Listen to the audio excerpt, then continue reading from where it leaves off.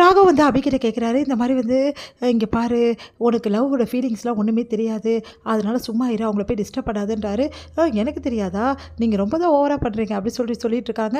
சரி இவ்வளோ நேரம் ஆயிடுச்சு அப்படி சொல்லிட்டு அவங்களே வந்து தேடி போகிறாங்க. பார்த்தா அவங்க 2 பேரும் ஒன்றும் பேசிட்டு என்னங்க இது பேசிகிட்டே இருக்காங்க, இந்த லவ் பண்ணுற 2 பேரும் இப்படி தான் பேசிகிட்டே இருப்பாங்க அப்படின்னு சொல்லிட்டு ராகவ் சொல்கிறாரு.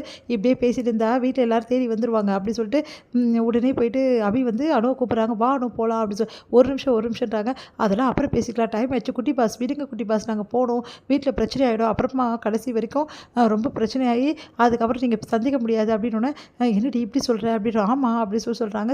சரி ஓகே கிளம்பலாம் அப்படின்னு சொல்லிட்டு அணு வந்து கிளம்ப பார்க்குறாங்க. ஆகாஷ் வந்து மனசு இல்லாமல் அணுவை அனுப்புகிறாரு. இங்கே வந்து ராகு வந்து கவலைப்படாத, கூடி சீக்கிரம் அண்ணன் நம்ம வீட்டுக்கு வந்துடுவாங்க அப்படின்னு சொல்லிட்டு ஆறுதல் சொல்கிறாரு. அடுத்து வந்து இங்கே என்ன பண்ணுறாங்க, பாட்டிக்கு வந்து திடீர்னு உடம்பு ரொம்ப சரியில்லாமல் போகுது வீட்டில். அதனால் வந்து பாட்டி வந்து ரொம்ப டென்ஷனாக இருக்காங்க. எனக்கு வந்து அபியை பார்க்கணும் போல் இருக்குது, அபி இந்த ஊருக்கு வந்துட்டாலுமே வந்து அவள் இங்கே வந்து வேலை செஞ்சால் எவ்வளோ நல்லாயிருக்கும், என்னையும் பார்த்துப்பா, அதே மாதிரி உனக்கு ஆஃபீஸ்லேயே ஒர்க் பண்ணுவா, அதனால் வந்து அவளை வந்து கூட்டிகிட்டு வரியா வந்து. பாட்டி நான் எப்படி பாட்டி அப்படின்ற ராகவ், நீ தான் போகணும், ஏன்னா நீ ஒன்றால் தான் அவள் வேலையை விட்டு போனா, அதனால் நீ போய் வந்து அவகிட்ட சாரி கேட்டு கூப்பிட்டு வந்தால் நல்லாயிருக்கும். பாட்டி நான் எப்படி பாட்டி அப்படின்னாங்க.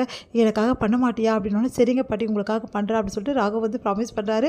இங்கே வந்து என்ன பண்ணுறாங்கன்னா, நம்ம அபியும் வந்து அணுவும் வந்து ஊருக்கு வந்ததும் அவங்க குடும்பத்தோடு வந்து ஊருக்கு வந்திருக்கிறத வந்து முரளி வந்து கேள்விப்பட்டு செம்மையாக டென்ஷன் ஆகிறாரு. அவங்கள பார்த்து அதிர்ச்சி, நீங்கள் இப்படி சொல்லாமல் குழப்பம் இல்லை, சர்ப்ரைஸ் தான் சார்.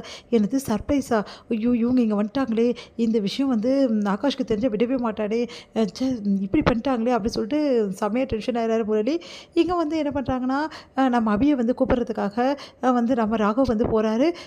அபி வந்து கோயிலில் இருக்காங்க. அப்போ வந்து கேட்குறாரு, இந்த மாதிரி எங்கள் பாட்டி ரொம்ப வந்து உடம்பு சரியில்லாமல் இருக்காங்க, அவங்கள பார்த்துக்கிறதுக்கு கண்டிப்பாக ஒன்றால் மட்டும்தான் முடியும், உன் மேலே தான் ரொம்ப அன்பாக இருக்காங்க, நீ வரியா வீட்டுக்கு, அது வீட்டில் மட்டும் வேலை செய்வேனா, நீ ஆஃபீஸ்லேயே வந்து ஜாயின் பண்ணிக்கோ அப்படின்னோடனே, அதெல்லாம் முடியாது சார், நீங்கள் வந்து இந்த மாதிரிலாம் ஆர்டர் போடுற மாதிரி கேட்டால் நான் வரமாட்டேன், பவ்யமாக நல்லா குனிஞ்சி அந்த மாதிரி கேளுங்க, அப்போ தான் வர முடியும், புரியுதா அப்படின்னோடனே, ஐயோ ரொம்ப படுத்துகிறாளே, இங்கே பாட்டி உனக்கு பிடிக்குமா பிடிக்காது, எனக்கு பாட்டியே ரொம்ப பிடிக்கும், அப்போ பிடிக்கும்னா வா, அப்படி இல்லைன்னா வராது அப்படி சொல்லிட்டு கிளம்பிடுறாரு.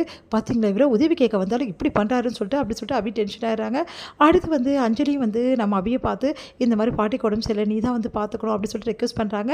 அதனால் அபி வந்து வீட்டில் உள்ளவங்க கிட்ட கேட்குறாங்க, இந்த மாதிரி போட்டுமான்னு சொல்லிட்டு. அவங்க வந்து வேணாம், அங்கே போனாவே பிரச்சனை வருது, போவேணாம் அப்படின்னு சொல்லிட்டு சொல்கிறாங்க. என்ன பண்ணுறதுன்னு தெரியாமல் தவிக்கிறாங்க. அப்போ பாட்டிக்காகவும் அஞ்சலிக்காகவும் சரி ஓகே அந்த வீட்டுக்கு போகணும்னு சொல்லிட்டு அபி வந்து முடிவெடுக்கிறாங்க. அவங்க அப்பா வந்து ரொம்ப கஷ்டப்படுறதால எப்படியாவது வந்து அப்பாவோட மெடிசன் செலவு இது நிறைய இருக்குது, அதனால் போய் தான் ஆகணும்னு சொல்லிட்டு அபி முடிவெடுத்து அந்த வேலைக்காக போகிறாங்க. இதை கேள்விப்பட்ட வந்து முரளி வந்து செமையாக டென்ஷன், வீட்டில் உள்ளவங்ககிட்ட எதுக்காக அபி அனுப்பிச்சிங்க, அங்கே வேலைக்கு அபி போகிறது எனக்கு பிடிக்கல அப்படின்ற மாதிரி பிரச்சனை பண்ணுறாரு.